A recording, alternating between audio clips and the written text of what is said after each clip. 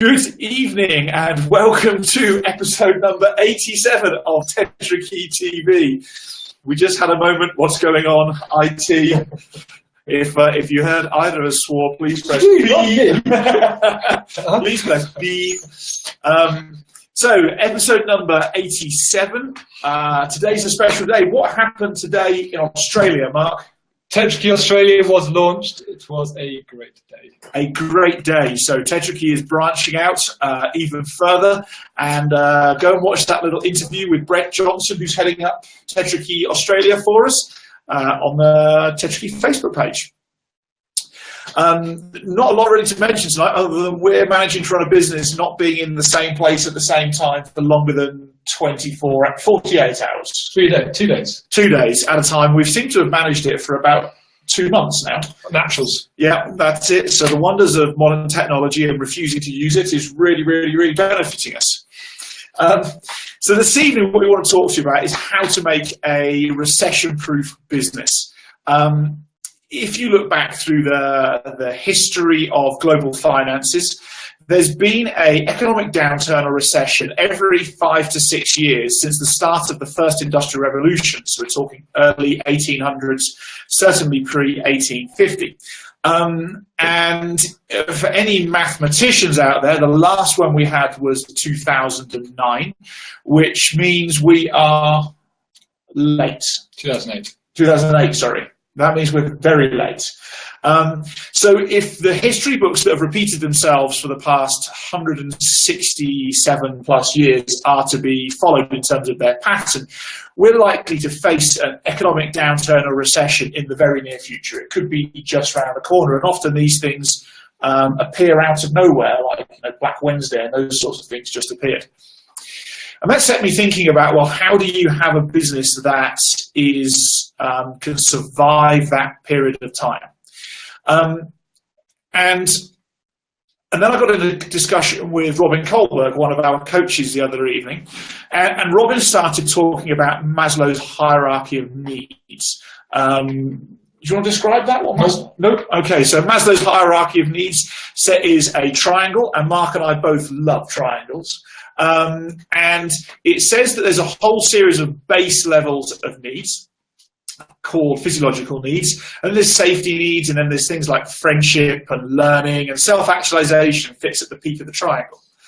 And Robin was saying that pretty much if your business isn't feeding for the highest likelihood of survivability for your business through a recession, if you're serving the base 2 levels of Maslow's hierarchy of needs, your business is likely to survive.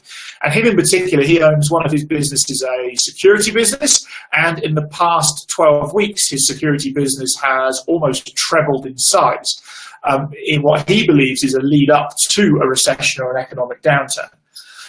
So what is there? And this isn't the only way to survive a recession, but let's go and unpack what does fit there at the bottom and why it's so important.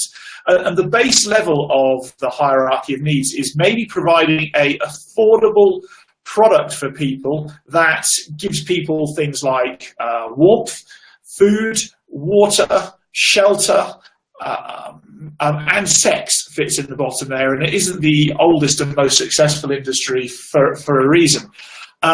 So if you think about people and the problems that they face, those problems are almost things that no matter what the economy does, those problems still need solving by people.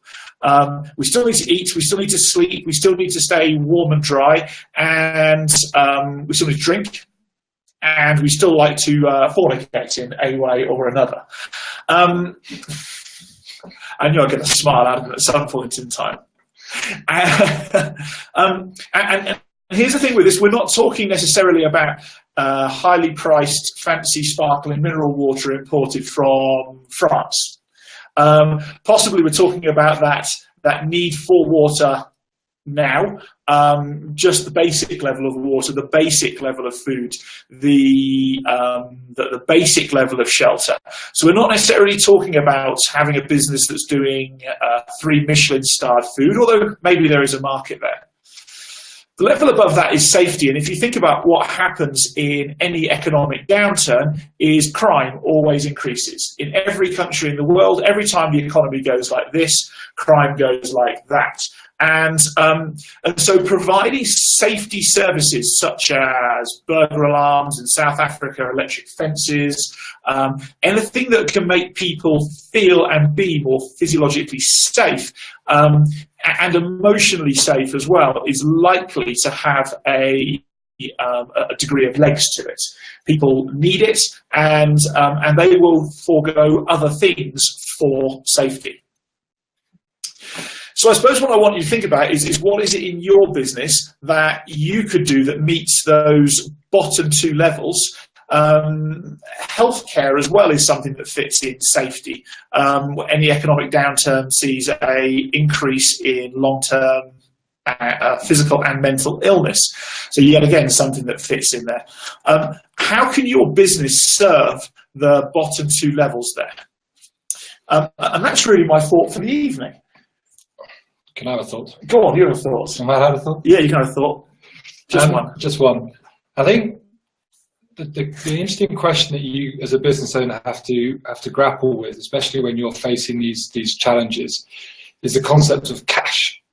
And while there are obviously the basis of any business is to provide a product that a target customer will purchase, you've got to be thinking about what is it. Are you going to build a stockpile of cash and hold on to cash? Are you going to use certain economic scenarios to invest that cash at a discounted rate that's going to give you future growth?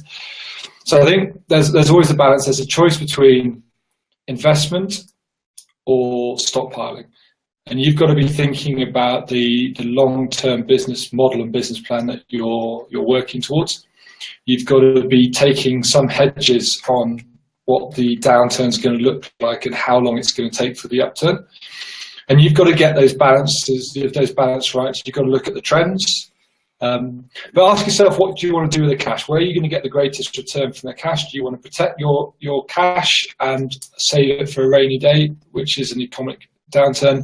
Or do you want to put that cash back into the business to grow alternative product lines in order to diversify your business, to diversify risk, and also give you a best chance of survival? So these are some of the challenges that you need to face as a business owner. So you need to align the hierarchy of needs with your need of managing cash. That's my thought. Certainly what business owners practically can start doing now is reducing business debt. Because interest rates will go up in an economic downturn, therefore the cost of borrowing goes up. The cost of borrowing goes up at the same time as possibly as income goes down. Yeah, and not to brag, but I'm going to brag. I got back last Wednesday from 10 days in France, and we ended up in a area just outside Bordeaux called Saint-Emilion. So if you know your wine, Saint-Emilion is a very famous wine growing area, and unfortunately they've been hit with a frost which is completely unseasonal. And the wine farms we visited, and I spoke to some of the guys there, they've lost up to 80% of their vines. 80% of their vines. So their business is in real trouble. Luckily, they've got enough in stockpile, which is the same equivalent of cash. But if you think future, the harvest this year is going to be 80% down on previous years. So again, when Rob talks about economic downturn, recession-proof for your business, then don't just look at things like the economy. Look at the weather. Look at all those other those what-if scenarios that we talked about. 80% loss of crop. That's huge.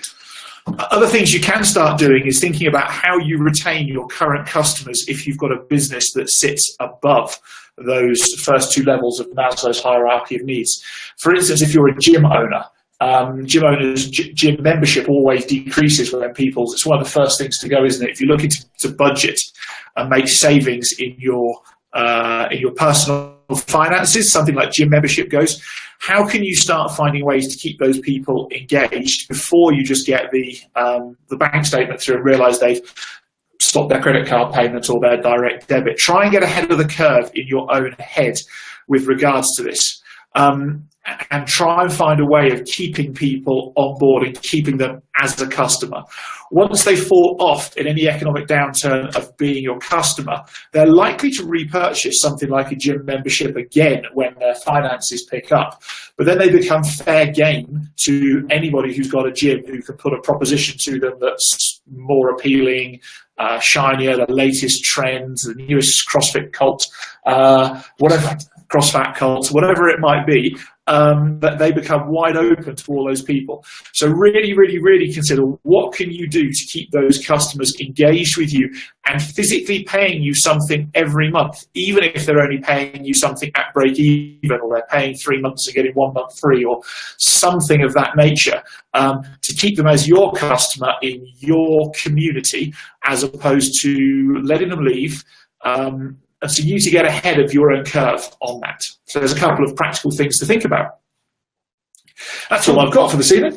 Done. I just thought tomorrow night as well, by the way. Excellent. Mark's got tomorrow. Are you going to give them a heads up? We are going to talk about the concept of flow tomorrow night. Mihaly, or in the US, he lives in the US now, and he's known as Mike, because nobody can say his name. I know somebody who knows him. The concept of flow. So we're talking about flow. So have a great day further. Thank you for joining us for episode number 87. Any comments or questions, please feel free to leave them on the Facebook page, or send us a message, and either Mark or myself will get back to you in the next 24 hours. Have a great night or great day further, and we'll see you later. Good night. Good night.